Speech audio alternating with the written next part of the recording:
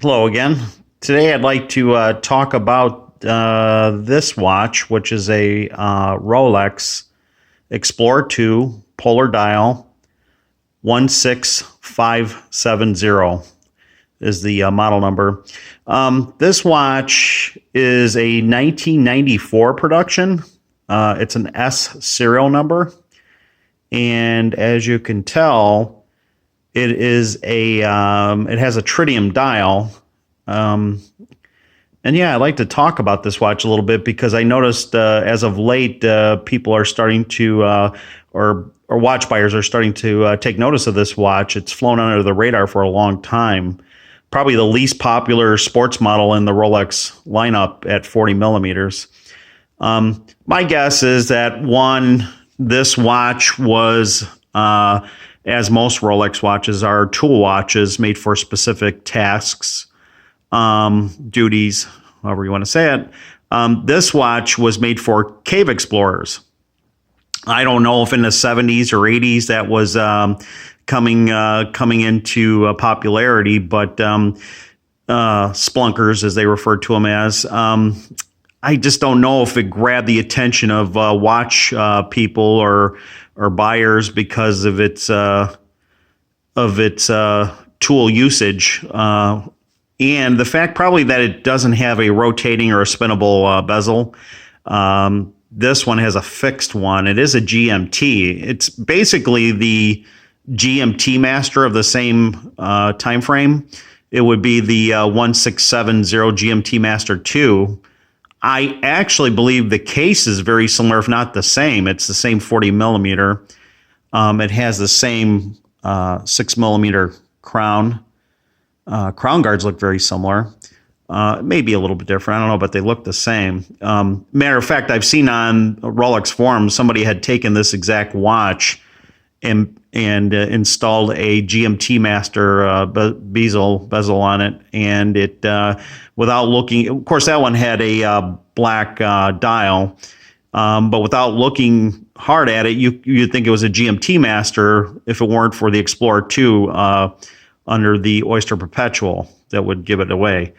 So yeah, it's a direct fit. So the case is very similar, if not the same, at 40 millimeters. Again, this is just a fixed bezel. So yeah, what's interesting about this watch is it's flown under the radar for a long time, and it's been really lower priced than the GMT. The GMT wasn't popular for a while. It was always the Submariner, but then the GMT started to get popular the last 3 or 4 years, which is drove prices up.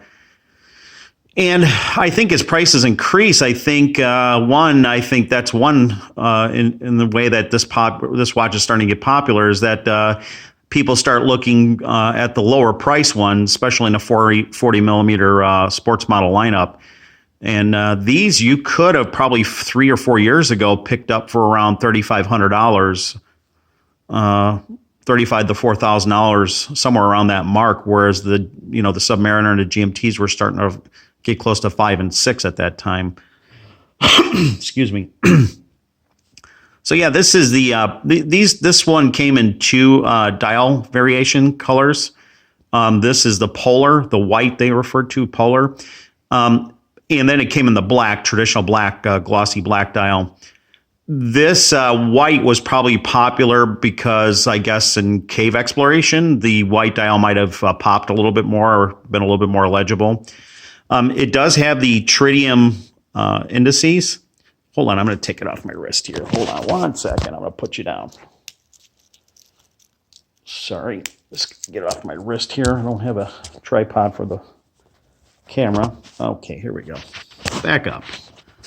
All right, so yeah, it has the Tritium Indices also that people say that you can't see the lume on these because this one is a 25-year-old watch. So with Tritium having a half-life of 12 and a half years, I think everybody thinks it's completely dead. You can't take like a blue light or a flashlight to it. It won't do anything, so it does appear dead. But after, I'd say about 20 minutes in complete darkness, you can easily read these. There is some still activity or glow that's steady throughout the night. It doesn't change. So as I suspect will be probably for another decade or two, probably some sort of glow after your eyes get adjusted. But yeah, you can actually read it pretty well. Like I said, about 20 minutes in darkness after your eyes get adjusted. So what else can I tell you about this watch? It is the same movement as the GMT Master 2 165, I'm sorry, 16710 of the same era. It doesn't have the quick set. It has the, you set it a little bit different, change the time. But yeah, it's been overlooked. It's been passed up for a long time. I think it's starting to get its due. I passed it up for a long time, like many. It didn't really appeal to me because it didn't have a rotating bezel, and I don't know, it just kind of looked boring. But after I bought it, I grabbed this one for a really good price, about maybe 4 years ago. And I like it equally as well as my other watches.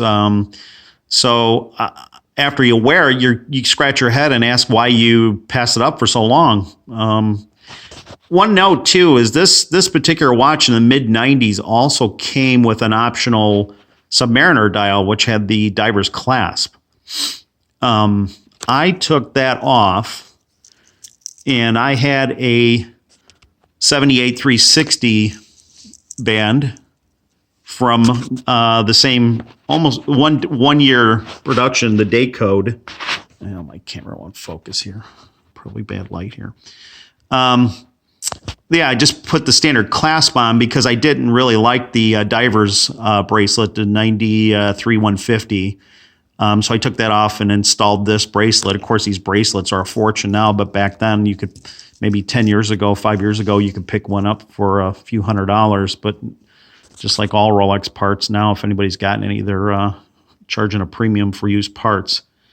So I still have that bracelet. It is the original S serial number bracelet date code also that matches it. So it was the same time installed. I think those were dealer install options when they were either shipped to America. I'm not sure the specifics of how the authorized dealers handle that, but yeah, apparently there's I have a dealer card that shows you can get a couple different bracelet options on it. So yeah, just wanted to give you a little information about it. And now, unfortunately, the prices have jumped up.